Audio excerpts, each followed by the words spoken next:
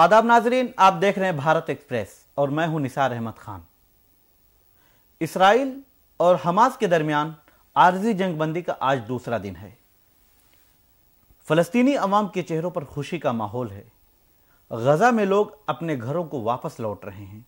लेकिन उनको तबाहशुदा घर मिल रहे हैं। दूसरी तरफ इसराइल का क्रैकडाउन भी जारी है। वेस्ट बैंक, यरूशलेम और शिमाली गजा पर अब भी उसकी तरफ से छापामारी कार्रवाई की जा रही है। इसी मौजू पर तफसीली बातचीत के लिए हमारे साथ भारत एक्सप्रेस उर्दू के editor doctor Khalid Raza Khan studio में मौजूद हैं। इसराइल के और हमास के दरमियान आरजी जंगबंदी हो गई है, लेकिन यरूशलेम, शिमाली गजा और वेस्ट बैंक में इसराइल की तरफ से क्रैकडाउन जारी है और छापामारी कार्रवाई की जा रही है। इसे आप कैसे देखेंगे? सबसे पहले तो जो आरजी जंगबंदी हुई है, जो वार में जो पॉज मिला है, उसका हम भी खैर मकदम करते हैं। और ये एक अंधेरे में एक रोशनी और एक शुआ की तरह है कि जहां उन 7 हफ्तों से मुसलसल 7 हफ्तों से बमबारी हो रही थी, इंसानी जानों का नुकसान हो रहा था, मासूमों का कत्लेआम जारी था, वैसे में 4 दिन का ये पॉज, ये आरजी जंगबंदी एक बहुत बड़ी राहत है तमाम इलाके के लोगों के लिए। पूरी दुनिया की आवाम राहत महसूस कर रही है, तो इसका सबसे पहले वेलकम किया जाना चाहिए। लेकिन जो हमास ने जो जेस्टर शो किया है कि उन्होंने जो कैदियों और यरगमालियों के तबादले की बात हुई थी, जिन शराइत पर बात फाइनल होकर जो कैदियों का तबादला और स्वैपिंग हो रही है, उसमें हमास ने 13 तो छोड़ा ही, जो इसराइलियों को 13 इसराइली को, और उसके अलावा 13 इसराइलियों को छोड़ने की बात थी पहली किस्त में, पहली खेप में। तो उन्होंने 13 के अलावा एक पॉजिटिव जेस्टर शो करते हुए 10 जो है थाईलैंड के जो यरगमाली थे, जो होस्टेज थे उनके पास, उनको भी छोड़ दिया, और एक किसी और मुल्क का फिलीपींस का उसका भी होस्टेज छोड़ा है। तो ये एडिशनल उन्होंने 11 लोगों को छोड़ा है, कुल मिलाकर 24 लोगों को छोड़ा है, जबकि इसराइल की तरफ से पहली खेप में 39 13 के बदले 39 यानी हर एक यरगमाली पर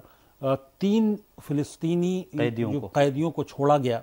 जिसमें बेशतर बच्चे, जो 18 साल से कम उम्र के बच्चे और खवातीन शामिल हैं, वो फिलिस्तीनी जो इसराइली जेलों में बंद थीं। तो इसका खैर मकदम किया जाना चाहिए। लेकिन जिस तरह से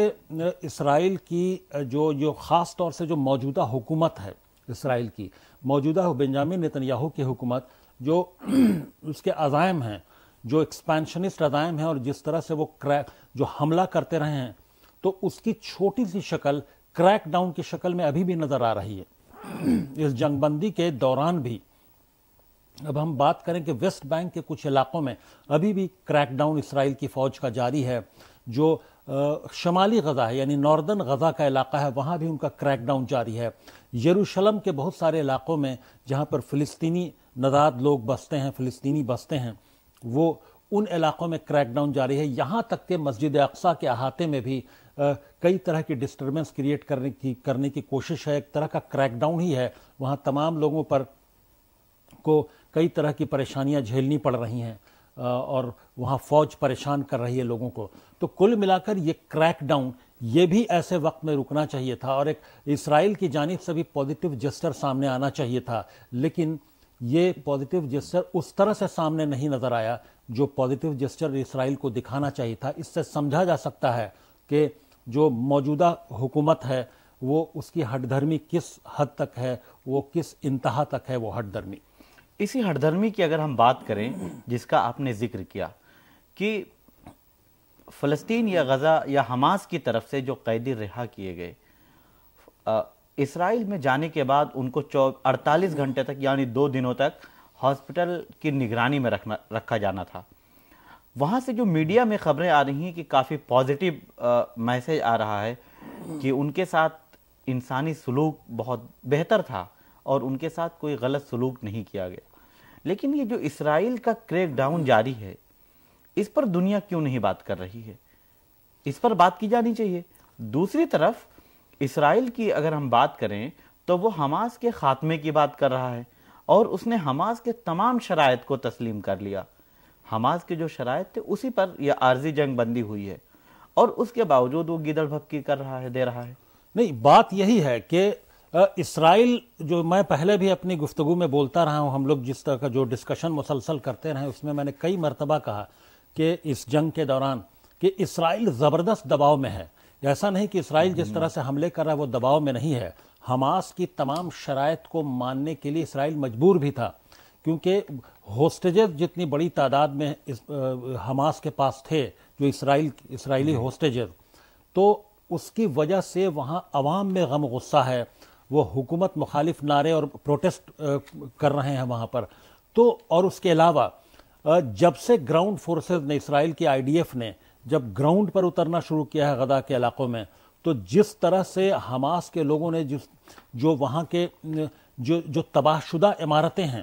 جن عمارتوں کو تباہ کیا ہے اسرائیل نے فضائی بمباری میں، ان عمارتوں میں پوری رپورٹس ہیں اس کے مطابق ان عمارتوں کو بھی حماس کے لوگوں نے کنورٹ کر دیا ہے، ایک طرح سے کل ایریا بنا دیا ہے اسرائیلی فوج کے لیے،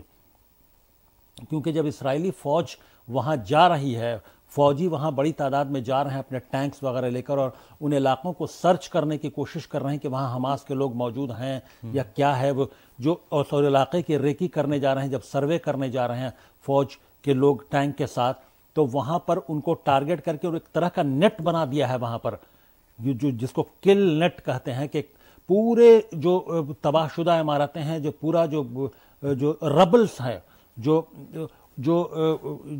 ملبہ ہے، تو ان ملبوں میں، ان تباہ شدہ عمارتوں میں اس طرح سے اپنا نیٹ بنا دیا ہے حماس کے لوگوں نے کہ اسرائیلی فوج کو سمجھ میں نہیں آ رہا ہے کہ وہ اس سے کیسے نمٹے۔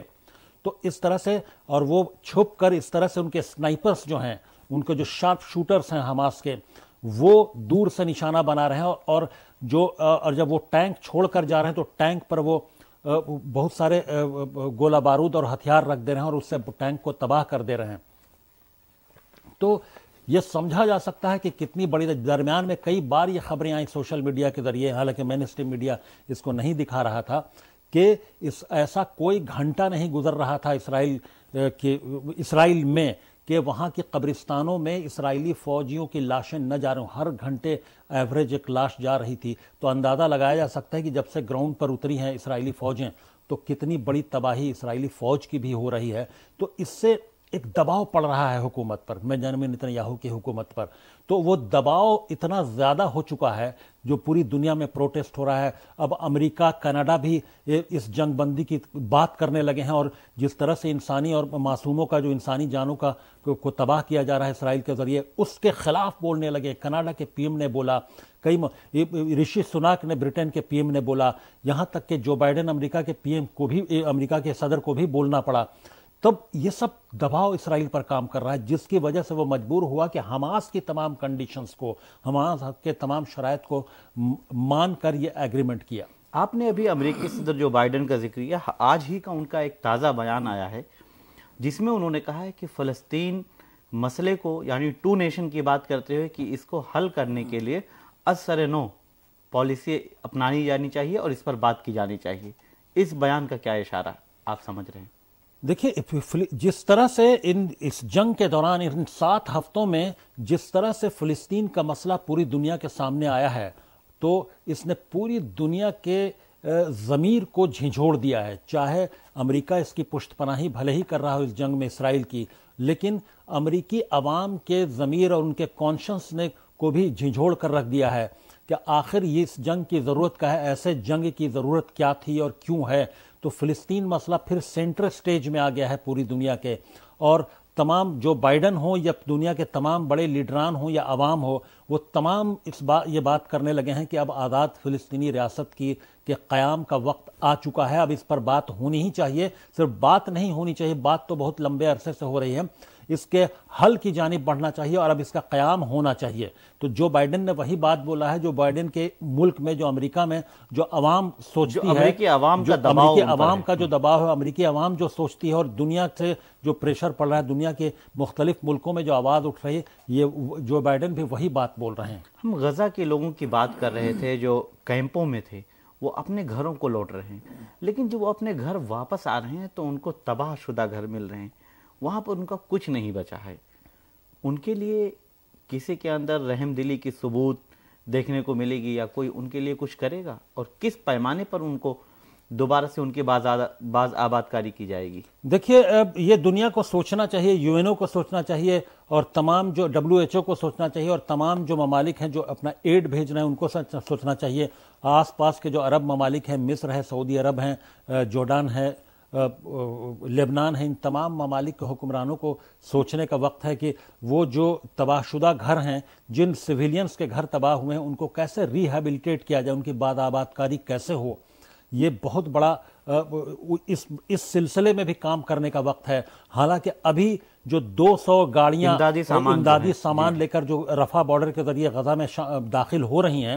وہ بھی ناکافی ہیں۔ تباہی جتنے بڑے پیمانے پر ہوئی ہے، اس تباہی کے لیے ان تباہی سے نمٹنے کے لیے وہ 200 جو پر ڈے گاڑیاں آ رہی ہیں وہ ناکافی ہیں۔ جی، ان میں کھانے کا سامان ہے، دوائیں ہیں، اور ضروری کام کے لیے ضروری مشینوں کو چلانے کے لیے، ہاسپٹل کی مشینوں کو چلانے کے لیے، ایمبولینس کو چلانے کے لیے، گاڑیوں کے لیے جو ڈیزل اور پیٹرول کی ضرورت ہے وہ بھی ان 200 گاڑیوں میں لایا جا رہا ہے۔ تو ابھی ریہیبلیٹیشن یعنی عمارتوں کو بنانے یا ان کو ریکنسٹرکٹ کرنے کی بات تو ابھی کہیں سے اٹھ ہی نہیں رہی ہے، جبکہ وہ بھی نہایت ہی ضروری ہے کہ ان تمام کالونیوں کو، ان تمام رہائشی علاقوں کو کیسے اور کب ریکنسٹرکٹ کیا جائے گا تاکہ لوگ معمول کی زندگی، اب چونکہ امید کرتے ہیں کہ یہ جو 4 دن کا کہ جو عارضی جنگ بندی ہے، جو وار میں پاؤز ملا ہے، یہ پرماننٹ جنگ بندی یعنی سیز فائر میں کنورٹ ہو جائے گا، یہ ہم بھی امید کرتے ہیں اور دنیا کے تمام لوگ امید کرتے ہیں، کیونکہ سارے لوگوں نے، پوری دنیا نے راحت کی سانس لی ہے اس عارضی جنگ بندی کی وجہ سے۔ اسی سلسلے میں اگر ہم آگے دیکھتے ہیں تو اسرائیلی فوج کے جو حکام ہیں، انہوں نے جو مرد و خواتین کو جن کو رہا کیا گیا ہے، فلسطینیوں کو، ان کے لیے چند شرائط رکھ دی ہیں۔ اس میں کچھ شرائط ایسی ہیں کہ جو واضح طور پر نظر آتا ہے کہ اسرائیل کی بزدلی کی مثال پیش کر رہا ہے۔ جیسے اس میں کہا ہے کہ جو شرائط پیش کی ہیں کہ پہلی شرط یہ ہے کہ رہا ہونے والے قیدی یا ان کے رشتہ دار پریس میں بیان نہیں دیں گے، یعنی ان کا بیان میڈیا میں نہیں آنا چاہیے۔ دوسری شرط یہ ہے کہ قیدی کا گھر، قیدی جو ہیں وہ اپنے گھر والوں کے ساتھ جمع نہیں ہوں گے۔ تیسری شرط ہے کہ قیدیوں کی رہائی کی خوشی میں مٹھائیاں جشن نہیں منائیں گے۔ چوتھی شرط ہے کہ خلاف ورزی کرنے کی صورت میں ان پر جرمانہ عائد کر دیا جائے گا۔ یہ بھی ایک المیہ ہے کہ اسرائیل کی فوج یا اسرائیلی حکومت اس طرح کی شرائط کے بعد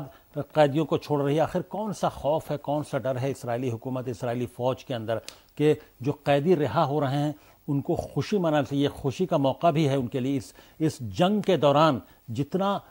جتنی تباہی ہوئی ہے اور جتنا درد ملا ہے فلسطینیوں کو، اس درد کے درمیان جو قیدی رہا ہو رہے ہیں، ایک چھوٹی سی خوشی ہے، اس کو بھی منانے سے وہ منع کر رہے ہیں۔ اس پر پابندی لگا رکھی ہے انہوں نے، اور پریس میں بیان دینے سے پابندی لگا رکھی ہے۔ اس کا مطلب کہ اسرائیل بہت کچھ چھپانا چاہتا ہے، پریس میں بیان نہیں چاہتا کہ پریس میں بیان دیں، اس لیے اس نے ہیوی جرمانہ لگانے کی شرط لگا دی ہے۔ تو کل ملا کر یہ ایک طرح کا فرسٹریشن ہے جو باہر آ رہا ہے۔ اسی درمیان کئی طرح کے اور بھی بیانات آ رہے ہیں۔ وہاں رفح بارڈر پر کئی ملکوں کے جو حکمراں بھی پہنچے ہوئے ہیں، بیلجیم کے وزیر اعظم، اسپین کے وزیر اعظم، جو انہوں نے رفح بارڈر پر جو امدادی سامان جا رہا ہے غزہ میں، وہاں انہوں نے مصر کے صدر السیسی کے ساتھ انہوں نے دورہ کیا اور وہاں پریس سے بات بھی کی انہوں نے، اور پریس سے بات کے دوران انہوں نے بہت ساری باتیں کہیں جس سے جو اسرائیل کو ناگوار گزر گیا۔ انہوں نے کہا کہ وہ چاہتے ہیں کہ یہ جو عارضی جنگ بندی ہے، یہ جو ٹیمپروری پاؤز ہے وار میں، یہ پرماننٹ سیز فائر میں کنورٹ ہو جائے، پوری طرح سے جنگ بندی ہونی چاہیے، اور اسرائیلیوں کو، فلسطینیوں کو ان کا حق ملنا چاہیے، اور یہ ظلم اب بند ہونا چاہیے۔ آزاد فلسطینی ریاست کے اشارات بھی دیے انہوں نے، اس بات سے اسرائیل کو اتنا برہم ہے کہ اسرائیلی جو فارن منسٹر ہیں، جو وزیر داخلہ ہیں، انہوں نے اسپین اور بیلجیم کے سفیر کو بلا کر اپنی ناراضگی ظاہر کی اور جھاڑ جھپاڑ کیا کہ وہ کیا آپ کے ملک کے وزرائے اعظم جو ہیں وہ دہشت گردی کی حمایت کر رہے ہیں، ٹیررزم کی حمایت کر رہے ہیں، اور یہ ناقابل قبول ہے۔ وہ کیسے ان قیاس آراریوں پر مبنی بات کر رہے ہیں کہ جنگ بندی کو پرماننٹ، یعنی یہ جنگ بندی ہو جائے گی، امید کرتے ہیں، تو وہ تو امید ظاہر کر رہے تھے۔ تو یہ بھی بات سننا اسرائیل کو گوارا نہیں ہے، ناگوار گزر رہا ہے۔ آپ نے ابھی بیلجیم کے وزیر اعظم جو الیگزینڈر ڈی کرو ہیں ان کا ذکر کیا، اور اس کے بعد اسپین کے وزیر اعظم ہیں پیڈرو سانچیز، ان دونوں کے بیانات کا ذکر کیا۔ آخر انہوں نے کیا ایسا کہہ دیا؟ یہ تو کوئی نئی بات انہوں نے نہیں کہی ہے، انہوں نے فلسطین کے مسئلے کو حل کرنے کی بات کہی ہے۔ پھر دوسری طرف انہوں نے یہ کہا ہے کہ جو قتل عام ہو رہا ہے اس کو، یہ ناقابل معافی ہے، اس کو برداشت نہیں کیا جا سکتا۔ اور پھر جو عارضی جنگ بندی ہے اس کو انہوں نے مستقل جنگ بندی کی بات کہی ہے۔ پھر اسرائیل کیوں تل ملا یہ بات تو جو اسپین اور بیلجیم کے وزرائے اعظم نے جو بات کہی ہے، یہی بات دنیا کے کئی لیڈران بھی بول رہے ہیں، کئی کم و بیش یہی بات اب اس سٹیج پر جا کر امریکی صدر جو بائیڈن بھی بول رہے ہیں۔ تو اسرائیل کا یہ اسرائیلی حکومت کا فرسٹریشن یہ سمجھا جا سکتا ہے، جس طرح سے انہوں نے جس طرح سے اسرائیلی حکومت اور اسرائیلی فوج نے معصوموں کا قتل عام کیا ہے۔ ابھی تک حماس کا کوئی کہ کتنے لوگوں کو تباہ کیا، یہ کوئی فگر وہ پیش نہیں کر پائے ہیں۔ تو جس طرح سے معصوموں کا قتل عام ہوا ہے، تو اس بات کے لیے تو سزا ملنی ہی چاہیے۔ جو بات وزرائے اعظم نے بولا بیلجیم اور اسپین کے، وہ بات حقیقت پر مبنی ہے کہ جس طرح سے معصوموں کا قتل عام ہوا ہے، 14 سے 15 14.5 ہزار معصوموں کا قتل عام اور 35 سے 40 ہزار لوگوں کو زخمی کیا گیا، تو اس کی انسانیت کے اس خون کا جو مجرم ہے اس کو سزا ملنی چاہیے یا نہیں ملنی چاہیے؟ یہ پوری دنیا کے سے سوال ہے، پوری دنیا کے جو حساس لوگ ہیں ان کے ضمیر سے یہ سوال ہے۔ آخری سوال اسی سلسلے میں، پہلے دن عارضی جنگ بندی کے بعد حماس کو 13 شہریوں کو رہا کرنا تھا، 13 یرغمالیوں کو۔ حماس نے 24 لوگوں کو رہا کر دیا، 11 تعداد بڑھا دی ہے۔ کیا اس کے بعد جو عارضی 4 روزہ جنگ بندی ہے اس میں اضافہ ہونے کا امکان آپ کو نظر آ رہا ہے، یا اس میں توسیع ہونے کی امکان ہے؟ کیونکہ ایک دن کے بدلے 10 رہائی کی بات کی گئی تھی، تو انہوں نے 11 پہلے ہی رہا کر دیا ہے۔ ہو سکتا ہے کہ یہ ایک جو پازیٹیو جسر حماس کی جانب سے دکھایا جا رہا ہے، اس جو پوری دنیا کے سامنے بھی جا رہا ہے، تو ہو سکتا ہے کہ اس جنگ بندی کو مزید، یعنی جو 4 دن کی مہلت ہے اس کو ایک دن کر کے بڑھایا جائے، یا اور کسی طرح کا عالمی پریشر پڑے اور عالمی ایک گول بندی ہو اسرائیل کی جو جارحانہ رویہ رہا ہے اس کے خلاف، تو ہو سکتا ہے کہ یہ اس کو اور ایکسٹینشن اس میں مل جائے، اور دھیرے دھیرے ہو سکتا ہے کہ رفتہ رفتہ یہ جو عارضی جو جنگ بندی جو ہے وہ ایک کمپلیٹ اور پرماننٹ سیز فائر میں کنورٹ ہو جائے۔ بہت شکریہ آپ کا تفصیلی بات چیت کے لیے۔ عارضی جنگ بندی جاری ہے، لیکن تمام ممالک کی طرف سے اور مغربی ممالک کی طرف سے جو فلسطین کے مسئلے کو حل کرنے کی آواز اب اٹھائی جا رہی ہے وہ کافی مضبوط نظر آ رہی ہے، اور ایسا لگتا ہے کہ اسرائیل کو اب جھکنا پڑے گا، اور حماس کے بعد اب عالمی طاقتوں کے سامنے ان کو جھک کر اور مسئلے فلسطین کو حل کرنا ہوگا۔ آپ دیکھتے رہیں بھارت ایکسپریس، اور ہمیں دیں اجازت۔ شکریہ۔